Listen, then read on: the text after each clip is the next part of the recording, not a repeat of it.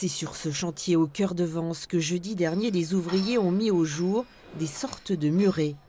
Alertés, les archéologues ont nettoyé la zone et dégagé les vestiges.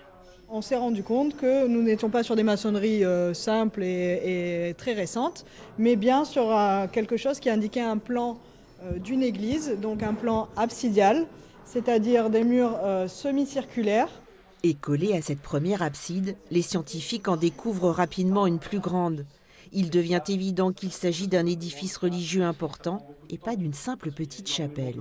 Le plan nous laisse supposer que nous sommes face à un édifice de grande ampleur qui ferait entre une douzaine et une quinzaine de mètres de large et probablement une trentaine de mètres de long. Et vu ce que l'on connaît de la ville de Vence, peut-être la cathédrale.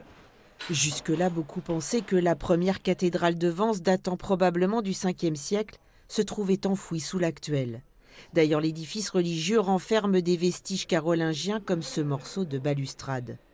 Pour l'instant, la seule autre cathédrale paléo-chrétienne connue est celle du site de Nice-Cimier. À Vence, la vraie fouille va bientôt commencer. Au cours de cette fouille, on va documenter tous les niveaux archéologiques qui vont être mis au jour. On va naturellement faire tout un tas de prélèvements pour pouvoir affiner la datation, pour pouvoir affiner également l'évolution des bâtiments, parce qu'il est certain qu'on a plusieurs siècles d'histoire sur ces bâtiments-là. Pendant les recherches, les travaux se poursuivront autour des vestiges. Le mystère du chantier des Halles sur Yan pourrait être levé d'ici un mois et demi.